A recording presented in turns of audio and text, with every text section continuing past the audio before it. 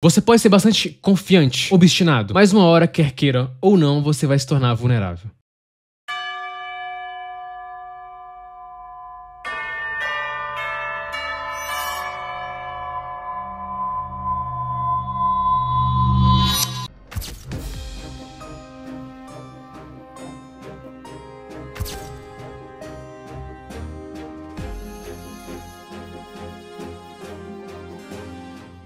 O anime de Dandadan tem dois personagens bem distintos um do outro. No vídeo do Okarun, eu falei sobre falta de confiança, baixa autoestima, excesso de pensamentos negativos sobre si mesmo. No caso do vídeo da Momo, é basicamente o oposto. Momo é impositiva, confiante, bastante obstinada, bastante extrovertida também, tem muitos amigos, as pessoas falam dela, percebem ela, algo que é muito diferente da realidade do Okarun. Mesmo assim, os dois têm muitas semelhanças entre si. Não sabemos muito sobre a infância da Momo AEC, pelo menos não eu que não li o mangá. Sabemos que ela foi morar com sua avó, a Seiko, em Kamigoi City. Seus pais também não sabemos muito sobre, são desconhecidos. E sua avó, a Seiko, é uma médium. E Momo também tem poderes mediúnicos. Sua avó ensinou muita coisa pra ela. Tá, mas a primeira parte do primeiro episódio de Dandadan não fala sobre espiritualidade ou mediunidade. No primeiro episódio mostra a Momo gostando de um carinha que inclusive trata ela muito mal mesmo. E percebemos mesmo assim ela tendo um apego por ele. Então mesmo o carinha tratando ela mal, ela tem um apego por ele porque ela idealizava ele. Ela dizia que ele parecia com um tal de Ken Takakura. Então ela cita após o término que não vai encontrar ninguém igual a ele. Na verdade, ela não iria encontrar alguém que ela idealizava que era parecido com ele. E todo mundo sabe que a idealização é algo bem perigoso, principalmente em relacionamentos. E geralmente muitos relacionamentos não sobrevivem a essa idealização, porque uma hora a realidade chega e muitos relacionamentos não sobrevivem a essa transição. Se você idealiza muito o outro, sua necessidade que o outro seja de tal forma para estar de acordo com sua fantasia é forte demais para aceitá-lo como realidade. E esse é o problema da imagem fantasiosa, porque você cria uma imagem e não consegue ver a pessoa com precisão. Você se força a ver o seu parceiro na maneira que você idealizou ele. Com certeza você já deve ter visto alguém ser tratada ou tratado como a Momo foi tratada, e mesmo assim essa pessoa continua no relacionamento. E a idealização pode causar justamente isso. Você se apaixona pela imagem da pessoa e não pela pessoa real. Eu gosto de comparar isso com o mito de Narciso. Narciso era um jovem de extrema beleza, filho do rei Céfiso e da ninfa Lírio. Ninfa Eco, apaixonada por Narciso, foi rejeitada por ele e ela ficou desesperada. Eco então pediu aos deuses que ele se apaixonasse por alguém que não poderia ter. Narciso então encontrou um lago cristalino e ao se inclinar para beber, se apaixonou pela própria imagem, por ele mesmo. E isso acontece quando você idealiza alguém. Você se apaixona pela imagem que você criou no lago. Você não se apaixona pela imagem da pessoa real, mas sim pela sua própria imagem que você criou lá. Só que aí a Momo encontra o Okarun. O interessante é que ela percebe que algumas pessoas estão mexendo com ele, fazendo uma espécie de bullying, jogando papel nele, e ela vai lá e tenta protegê-lo de alguma forma. Ela percebe que o Okarun estava indefeso naquele momento. Então ela vai fazer algo que ela repete muito no anime. Ela sempre se prontifica para resolver uma situação, ou para proteger alguém. Só que ao mesmo tempo ela é bastante orgulhosa também. Depois o Okarun vai falar com ela, ele começa a falar de OVNIs e outras coisas sem sentido, e totalmente do nada, e ela acaba se irritando com ele, falando que era por isso que os otakus não tinham amigos. Só que imediatamente ela percebe o que tinha feito, e tenta puxar assunto com ele, falando que não acredita em OVNIs, mas que acredita em fantasmas. Essa ação da Momo com relação ao Okarun é uma coisa que ela mostra desde a infância. Durante a infância, como sua avó era médium, ela pedia a Momo que ela fizesse alguns gestos, alguns sinais, como uma espécie de proteção. Só que as outras crianças acabavam zombando dela, zombando daquela ação que ela fazia. E isso fez a Momo se irritar muito. Inclusive tinha um garoto que ela gostava, e ela parou de gostar do garoto justamente por isso, porque ele começou a zombar dela. Só que mais tarde ela explica que não necessariamente ela estava irritada porque os amigos estavam zombando dela, mas porque estavam mexendo com sua avó. Ela aceitava que alguém mexesse com ela, mas ela não aceitava que alguém fosse mexer com alguém que era especial para ela. O mais interessante é que a Momo e a sua avó sempre brigavam muito, só que essa situação fez ela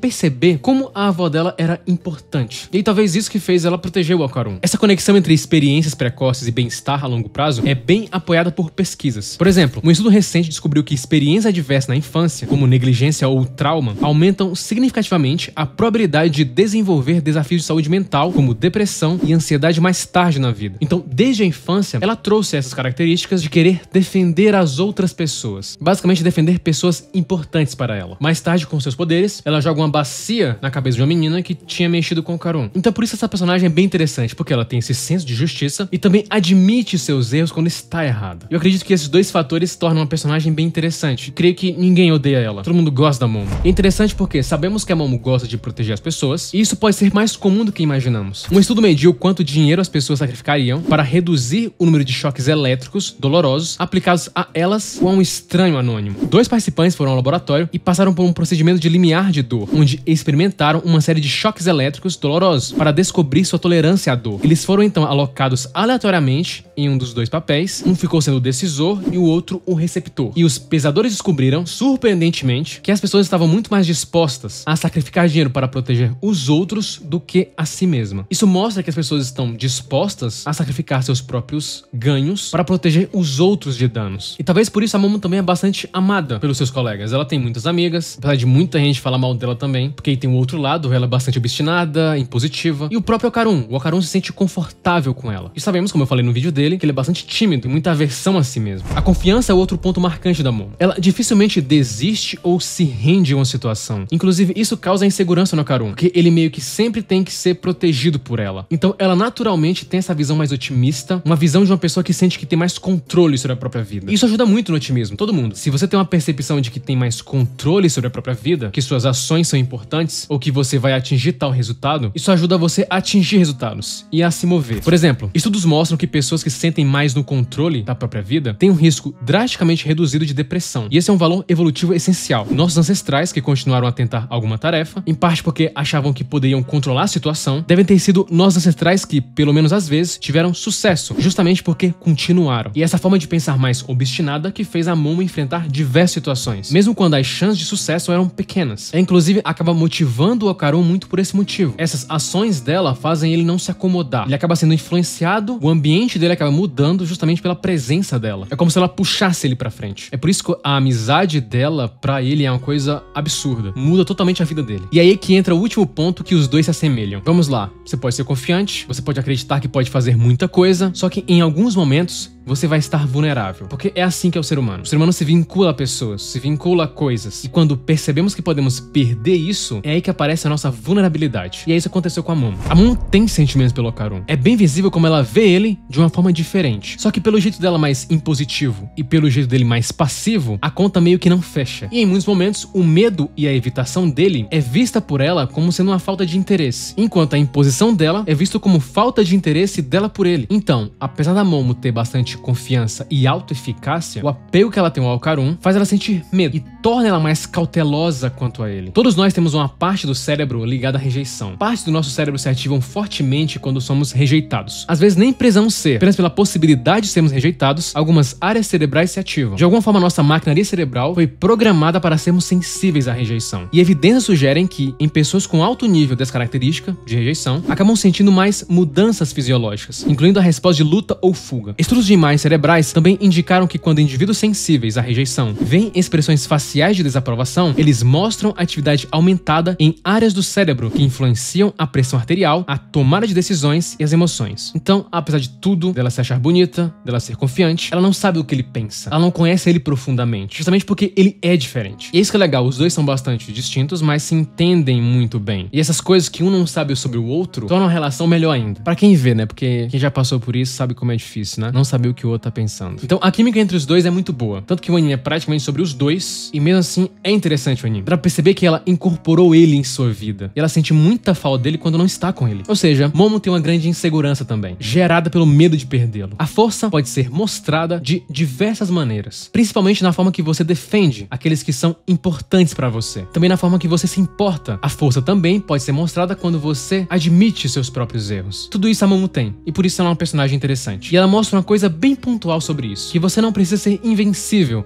para proteger os outros, mas apenas estar lá quando alguém precisa de você. Curta, se inscreva e compartilhe.